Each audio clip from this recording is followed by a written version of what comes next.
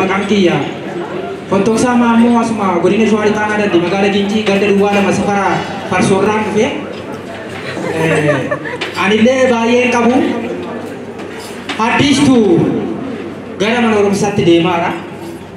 akka tasaa gammadaan laale haddiis eessa deemaara na laalaa irtamiti gara mana barumsaatti ka barumsa deemuun kee baay'ee gaariidha garuu uleen amma dhaga'u maal siif godhennaan barumsa yoo kuftee gaarii miti naan jedhee tabbaa kiyyatu naaf kenne dha jarittiin humnaan malee sammuu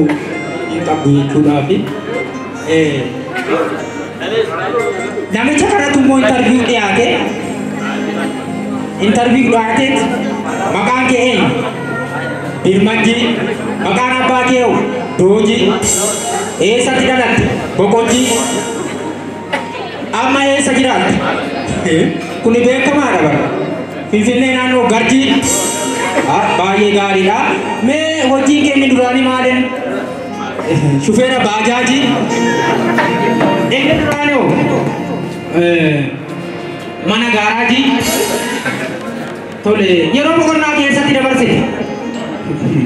amma dhufe mana tajjii baay'ee gaariidha mee gara fuulduraa keessa deemuu barbaadu biyya faranjii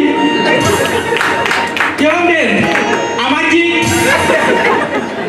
baay'ee gaariidha yoo deemte waxabajjii ani babbade maal taa'u sin osoo qabee jii osoo fayyadamuu baattan maal fakkaata kun luka manjii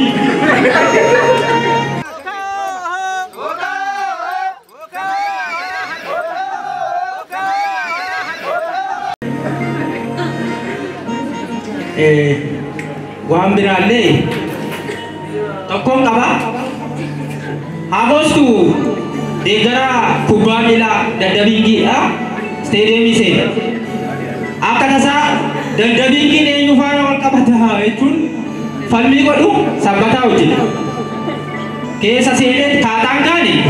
deegara kubbaa miilaa sabbataa qofatu jira inni Kaatangaan beeku keessa maqaba Addis kubbaa qabata Addis aku sikit Addis ini ya kemarin Cina kan jiran mau deegara kubbaa miilaa sabbataa namicha nama mata udah ujjatiro deegarte mata mirga koot ada marang kubbaa ada marang Addis yuken innaan Oromoo mana dhabu maal godhani ay gilaasii dheessitu fidanii ija isaatti kaan Addis kuwaasii hoggaa qabatu gurra Addis hidheet ija isaarratti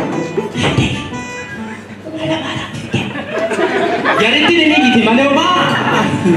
maal qabdu galatooma